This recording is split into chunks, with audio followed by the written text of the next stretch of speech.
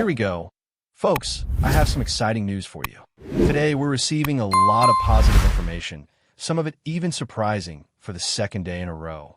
The stories today highlight a very effective offensive strategy, especially in the passing plays.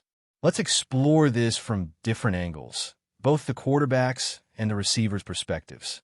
And no, I'm not talking about opening day for the San Francisco team, but rather the 49ers. If you're looking for daily content about them, it's a good idea to subscribe, as we're about to hit 10,000 subscribers, and we have a surprise in store for everyone. Our passing game is in good hands, and I think we can all agree that we have solid leadership. We have a great coach, a skilled quarterback, and top-tier receivers. If everyone stays healthy, we still have a very talented roster, and we'll dive deeper into that. First, I want to talk about a move made by the 49ers involving a player, as I didn't get the chance to touch on it yesterday, since it happened after I had already prepared around 20 minutes of content. Before we talk about the double good news, I want to know your thoughts. What do you think about this signing? How do you feel about the restricted free agent deal the 49ers made? He had much more experience last season than I expected, logging 451 snaps at defensive end. The contract is for 1 year, worth $1,033,000, with no guarantees, and the player signed his exclusive rights free agent deal with the 49ers. So, leave your thoughts in the comments. Now, let's get to the first piece of good news that really excites me, related to a player who participated in an interesting conversation on a podcast. The revealing content from this podcast will soon be circulating on social media or other platforms. The first piece of news that excites me is related to this player who participated in a fascinating conversation. A lot of revealing content emerged from this podcast, and I hope it stays on social media or wherever you consume your information for a while. One of the aspects that caught my attention the most was the reflection on the mentality of a receiver. He faced many challenges early in his career, but whenever he was on the field during practice, he would come up and speak enthusiastically. He mentioned that he would take so many steps, break to the right, and that I could trust him, and I really value that attitude. In crucial moments, I need someone I can trust, and he was always ready to align with me. After practices, he would run the routes while I threw the ball, and when game time came, we were able to convert third downs. That's the essence of team collaboration. I want to revisit this receiver later, so stick around. However, generally, what I find fascinating is the bond between the quarterback and the receiver, which resembles a brotherly friendship, and this connection is clearly reflected on the field. If they have that level of chemistry, I believe it gives an incredible perspective on what they can accomplish together in the future. Considering that one of the receivers may not be available in Week 1, and even if he returns, he might miss a significant portion of training. We remember what happened last year when he was absent for a considerable amount of time, even though he wasn't recovering from a major injury. So, does this receiver need to be a teammate you can rely on? Absolutely. The inclusion of another player on the team also brings a significant advantage. Additionally, we can't forget about another receiver who turned out to be much more valuable than expected last season. There's a lot of potential in this group of receivers, even with the absence of a key player, and it's important to acknowledge that this offense is still strong. Now, let's move forward, as there's still much to explore. Jan Jennings proved to be much more relevant than anyone could have imagined last season, and this group of receivers has a vast amount of talent, even without the presence of Deebo Samuel. It's crucial to recognize that this offense remains highly effective. Looking ahead, there's additional information about Brock Purdy that deserves attention. He reported that around 40% of the time, he cannot visualize his target on long plays due to the linemen in front of him. He emphasizes the importance of understanding coverages and schemes, as well as knowing where his receivers should be positioned. Brock Purdy has exceptional vision and remarkable anticipation, and he does this while admitting that a significant percentage of the time, he cannot see his target. That's impressive, and while it may not be surprising, it's fascinating to reflect on the situation. For him, not being an accurate passer, but rather someone who anticipates plays, fits perfectly into his narrative. Immediately, you think about 2023, considering that a portion of his passes was made without him seeing his receiver. It's extraordinary and one of the best feelings you can describe. It really excites you and makes you want to watch football now. The expectations for Brock Purdy and the rookie are immense. However, let's move on, as there's more information to explore. The quarterback spoke about the moment he realized he had the potential to become a professional quarterback, and this aligns exactly with what has always been said about him.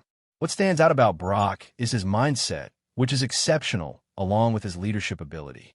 Many people claimed he wouldn't be good enough, but in reality, it was always believed that he should wait for a chance to compete.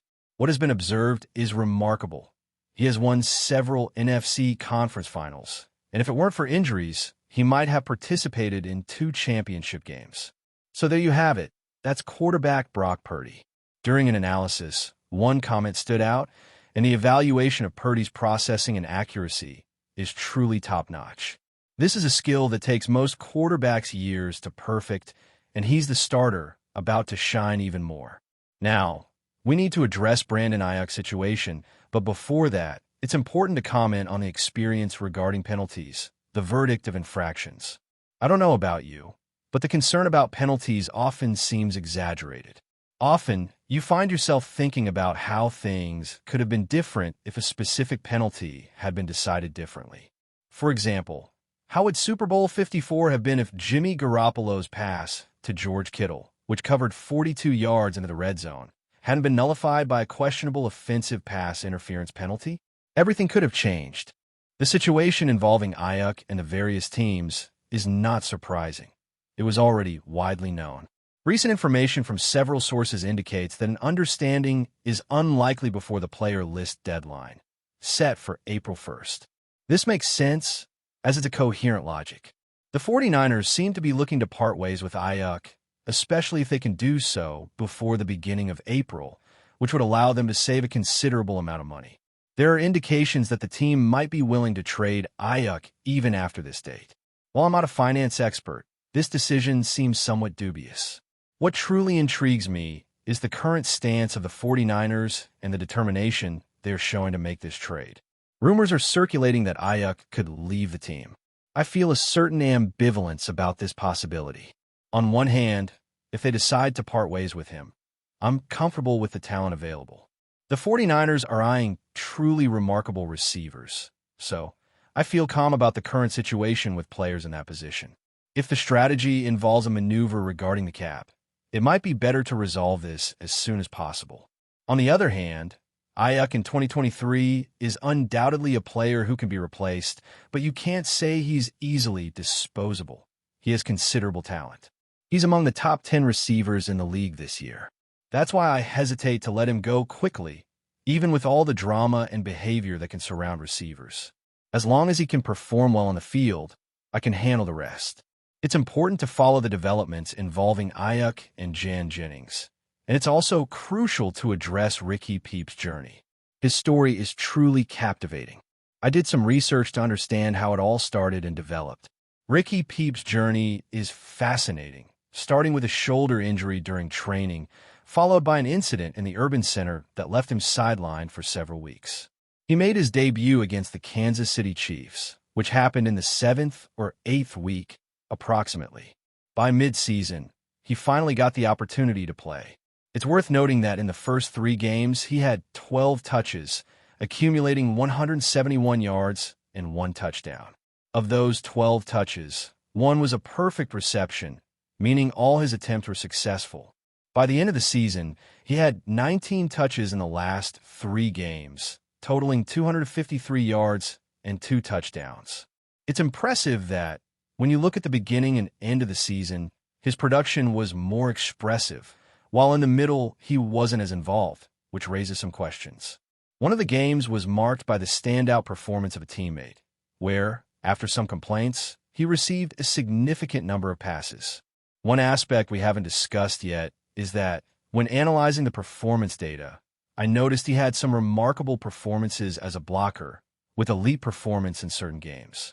Although in other games he didn't stand out as much, these blocking performances are a good indication, especially given the importance the team places on receivers' work in this area. At the beginning of the season, his production was acceptable, but he struggled to break free from defenders. However, by the end of the season, it seemed like the team was willing to provide him with many opportunities, and he made the most of those chances. I'm excited about Ricky Peeps' potential.